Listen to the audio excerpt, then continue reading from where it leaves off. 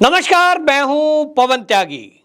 पश्चिम बंगाल की मुख्यमंत्री ममता बनर्जी ने सीधे सीधे मोदी जी को चुनौती दी है। असल में आपको बताएं, वो कई सभाओं में इस तरह की बातें बोल चुकी हैं कि जो ईडी और सीबीआई की कार्रवाई है ये गैर कानूनी है, और उसको वो कह चुकी हैं कि ये केंद्र सरकार ये बदले की भावना से कर रहे हैं, सरकार गिराने के लिए इनका प्रयोग किया जा रहा है।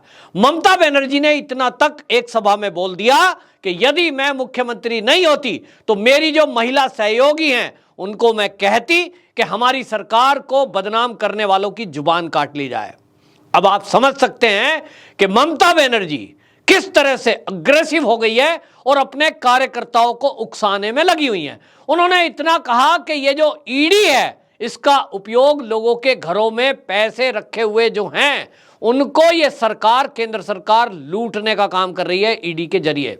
आपको ध्यान होगा कि ममता बनर्जी सरकार में पार्थ चटर्जी जो कि मंत्री थे और शिक्षा मंत्री रहते, किस तरह से शिक्षा घोटाला हुआ था उसको लेकर के बाकायदा जो कोलकाता की हाई कोर्ट है उसमें केस दर्ज हुआ था और उसने आदेश सीबीआई को दिया था कि इस घपले घोटाले में अनियमितता की कंप्लेंट आई है। ऐसे बहुत सारे लोगों के नाम सामने हमारे पास आए हैं जिन्होंने रिटन टेस्ट दिया नहीं और उनका नौकरी में नाम आया है उनकी तैयारी में, और बल्कि 6 क्लास एक पास व्यक्ति, एक महिला, उसका नाम भी इस लिस्ट में है, जबकि उसके लिए जो योग्यता रखी गई थी वो ग्रेजुएशन रखी गई थी। इन सब अनियमितताओं को देखते हुए जो मामला कोर्ट के आदेश पर तय हुआ, सीबीआई की जांच कोर्ट के आदेश पर हुई, ममता बनर्जी उस मामले में जिस तरह की बयानबाजी कर रही है, इससे आपको बताएं ना केवल न्यायपालिका यानी जज, केंद्र सरकार के सामने भी एक चुनौती है। पिछले दिनों आपको याद होगा कलकत्ता हाई कोर्ट के जो चीफ जस्टिस हैं और जज हैं, उन्होंने बाकायदा अपनी सुरक्षा को लेकर खतरा आशंका जताई थी। उन्होंने कहा हमें डराया धमकाया जा रहा है, और इस तरह से हमने देखा है कि पश्चिम बंगाल और इसके अलावा बिहार से भी इसी तरह की आवाजें उठ रही हैं कि अगर कोई जांच के लिए आएगा तो हम ये करेंगे, हम सड़कों पे उतार देंगे। यानी अगर पार्टी का कोई कार्यकर्ता है उसको इस तरह से तैयार करो, उसे इस तरह उकसाओ कि वो देश के विरुद्ध, सरकारों के विरुद्ध, जांच एजेंसियों के विरुद्ध हिंसा पर उतारू हो जाए।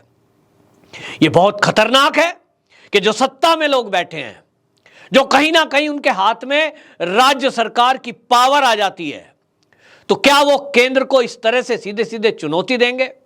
हमारे देश की न्यायपालिका और जजों को इस तरह से प्रेशराइज करेंगे, वो धमकाएंगे और डराएंगे?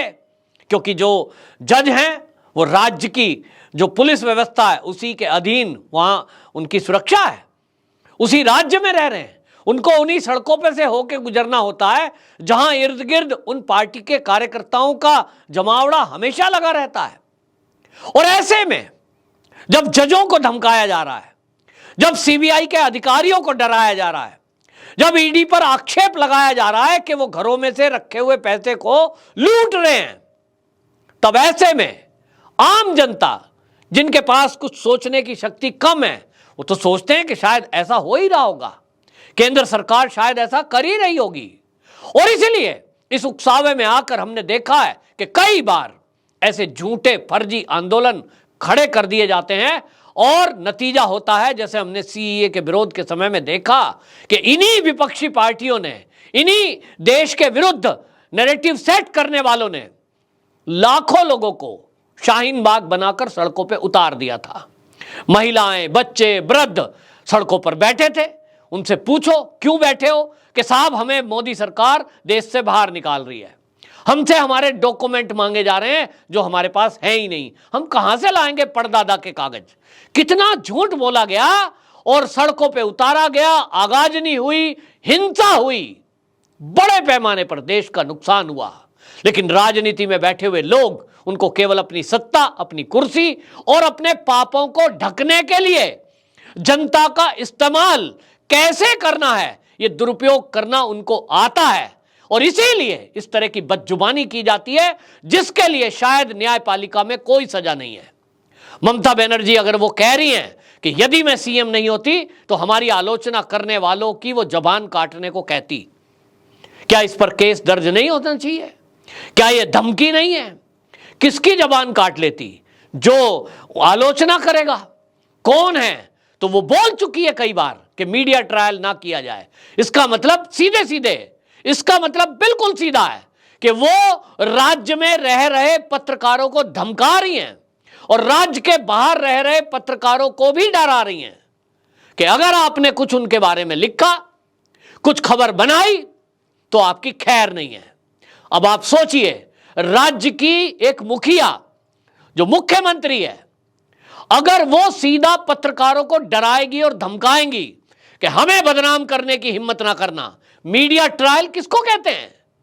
क्या इस अखबारों में जो छपा है, जो न्यूज चैनलों ने दिखाया, पार्थ चटर्जी के घर से जो 50 करोड़ कैश बरामद हुआ, मैं बार बार इस बात को कह रहा हूं, क्या वो ईडी अपने बैग में रख के लेके गई थी?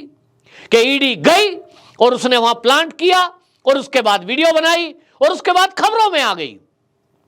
अगर किसी की सरकार को झूठा बदनाम किया जा रहा है तो ऐसा कुछ हुआ होता तो माना जाए कि ईडी जो है वो गलत बदनाम कर रही है। लेकिन ममता बनर्जी कहती है कि हमारे घरों में रखे हुए पैसे को ईडी लूट रही है।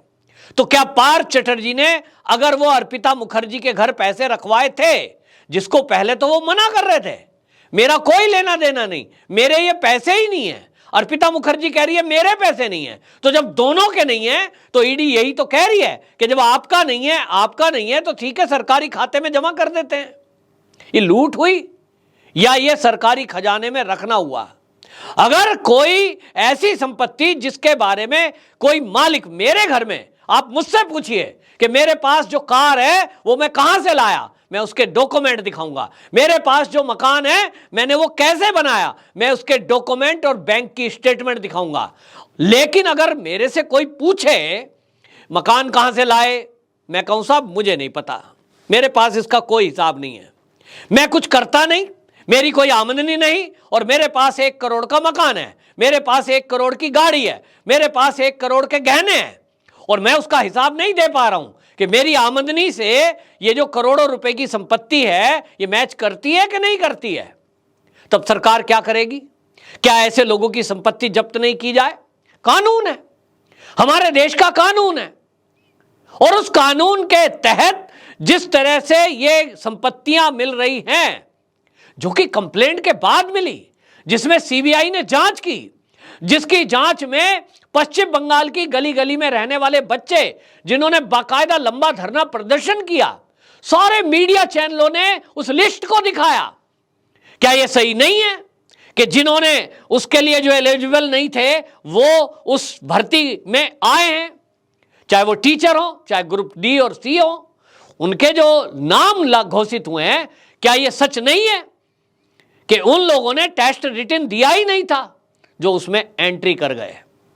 ये अनियमितता पकड़ी गई कि नहीं? ममता बनर्जी एक जगह मानती हैं कि हां कुछ तो गड़बड़ हुई तो ठीक है, आपने ठीक तो नहीं करी। अगर सीबीआई और ईडी नहीं आती तो क्या यह घोटाला खुलता? क्या पार्थ चटर्जी को जेल ममता बनर्जी भेजती? क्या अपने अधिकारी जो शिक्षा विभाग के थे वो जेल जाते? अगर जाते तो सीबीआई और ईडी की जरूरत भी नहीं थी।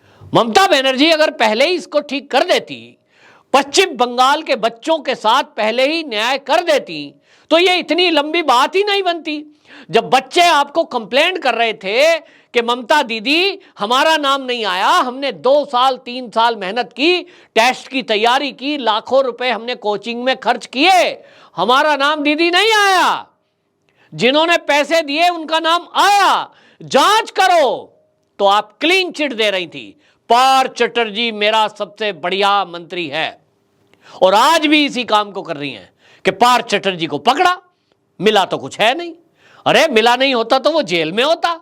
एक मंत्री को छोड़िए, एक आम आदमी यदि पुलिस पकड़ती है और उसके पास से कोई एविडेंस नहीं मिलता है, कोई अपराध सिद्ध नहीं होता है, तो न्यायपालिका में जब प्रस्तुत किया जाता है, जज साहब कह देते हैं इसके खिलाफ कोई सबूत नहीं है, रिहा कर दिया जाए। और आपके पास तो बड़े बड़े वकील हैं, आपके पास वकील तो सीधा सीधा हाई कोर्ट गए हैं, और अगर हाई कोर्ट देख रहा है कि इस मामले में गड़बड़ी हुई है तो आदेश दिया गया है कि गड़बड़ी हुई है, सीबीआई जांच करे। सीबीआई जांच करे, ईडी इसलिए आई क्योंकि मामला पैसे का जुड़ा हुआ है, और पैसे का जुड़ा हुआ मामला आया तो अब आप कह रही हैं कि मेरे भतीजे की तरफ अगर किसी ने देखा तो यह कहा जाएगा कि यह षड्यंत्र है। अगला नंबर वो फरहाद हाकिम का बता रहे हैं। अब यह कैसी बात है कि ये नेता लोग, एक दिल्ली के सीएम है, हम देख रहे हैं कि वो पहले ही घोषणा कर देते हैं अगला नंबर मनीष सिसोदिया का है, मेरे पास भी पुलिस आ सकती है। इधर बिहार में आप देखिए लालू प्रसाद के बेटे भविष्यवाणी कर रहे हैं मेरे को भी गिरफ्तार किया जा सकता है। इधर महाराष्ट्र में देखिए उद्धव ठाकरे बोल रहे हैं मेरे घर भी पुलिस जांच करने अब ये क्या सब लोग ज्योतिषी हो गए भाई? ममता बनर्जी हो, ये आरजेडी के लोग हों, जेडीयू के लोग हों, क्या ये महाराष्ट्र की पुरानी शिवसेना हो, ये सब क्या अचानक से ज्योतिष का ज्ञान इनको हो गया है कि पुलिस इनके घर आने वाली है, सीबीआई इनको पकड़ने वाली है, अब इनके लॉकर खंगाले जाने हैं? नहीं, ज्योतिषी नहीं है ये लोग। ये वो बात है कि यदि मैं कल को एक रेड लाइट जंप कर दूं, तेज स्पीड में गाड़ी चलाऊं, और मुझे पता है कि दिल्ली की सड़कों पर आजकल सीसीटीवी कैमरे कैच करते हैं कि किसने लाल बत्ती जंप की, तो मैं आकर कहूं दोस्तों मैं घोषणा करता हूं कि मेरा ट्रैफिक का चालान आने वाला है, तो मेरा चालान जब आएगा मैं लोगों को कहूं देखा मैंने पिछले हफ्ते घोषणा की थी कि मेरा 1000 का चालान आने वाला है, ये देखिए आया मेरा चालान। आजकल मैसेज आ जाता है फोन पे कि आपने ओवर स्पीड चलाई गाड़ी, आपका चालान आता है। आपने रेड लाइट जंप की, मोबाइल से कैप्चर करके आजकल सेंसर लगे हुए हैं, चालान आता है। और कोई कहे यार पवन त्यागी तो बहुत बड़ा ज्योतिषी है, उसने तो हमें पहले ही बता दिया था गाड़ी का चालान आने वाला है, ये तो चमत्कार हो गया। देखिए मोदी सरकार पवन त्यागी के खिलाफ क्या बदले की कार्रवाई कर रही है कि वो कार लेकर निकलता है तो उसका चालान आ जाता है। ब्रेकिंग न्यूज, ये ब्रेकिंग न्यूज है क्या भाई? साइंस है। एक सीधी सी बात है कि मैं अगर अपराध करूंगा तो मेरा चालान कटेगा, मैं अगर गड़बड़ी करूंगा तो मेरे घर रेड पड़ेगी, मैं अगर किसी के सर में डंडा मारूंगा तो मुझे जेल होगी। ये भविष्यवाणी कहाँ की हुई? ये तो मुझे पहले से पता है। तो नेताओं का हाल यही है, वो कभी भतीजे का नाम ममता बनर्जी लें, कभी लालू प्रसाद बेटे का नाम लें, कभी महाराष्ट्र में उद्धव ठाकरे अपने बेटे का नाम लें। भाई जिन्होंने अपराध किया है उनको पता होता है कि आज नहीं तो कल नंबर आएगा, सबका आएगा। मोदी सरकार है, छोड़ेगी नहीं। वर्डिंग लाल किले से बोली है कि जिन्होंने लूटा है लौटाना पड़ेगा। ये मोदी जी की भविष्यवाणी है। तो कोई कहे मोदी जी भविष्यवक्ता हैं, नो, उन्होंने वो बात बोली जो एक देश के प्रधानमंत्री को बोलनी चाहिए। सब भ्रष्टाचारी लोग समझ लें कि ये देश की आवाज है जो मोदी जी ने बोला है कि जिन्होंने लूटा है उनको लौटाना चाहिए ही। मेरे टैक्स के पैसे किसी नेता के, भ्रष्ट नेता के जेब में क्यों जाएं? ये एजेंसियां, ये पुलिस, ये देश की सेना, ये सीबीआई, ईडी, इनकी सैलरी मेरे टैक्स से जाती है, तो वो काम ना करें। ऐसा अगर करेंगे कि काम नहीं करेंगे तो मेरा आक्रोश फैलेगा। आज मैं खुश हूं कि ईडी सीबीआई काम कर रही है, नेता बौखला रहे हैं, घरों की दीवारों से तोड़कर पैसे निकाले जा रहे हैं, तो ये बिल बिला रहे हैं और सीधे सीधे केंद्र सरकार को चुनौती दे रहे हैं, जांच एजेंसियों को चुनौती दे रहे हैं, न्यायपालिका को चुनौती दे रहे हैं। ऐसे नेताओं के ऊपर केस दर्ज होकर धमकाने का जुर्म में इन लोगों को जेल में डालना चाहिए, ताकि देश में एक उदाहरण बने कि एजेंसियों को धमकाओगे, डराओगे तो आपके खिलाफ एक्शन होगा। अगर ऐसा नहीं हुआ तो इन नेताओं की हिम्मत बढ़ेगी, ये सड़कों पे लोगों को उतार कर हिंसा करवाने से भी गुरेज नहीं करेंगे और मीडिया को डराने का इसी तरह काम करेंगे ताकि ये पाक साफ बने रहें और अगली बार फिर अधिक वो सीटों को लेकर ये सरकार में इसी तरह आते रहें। वंदे मातरम।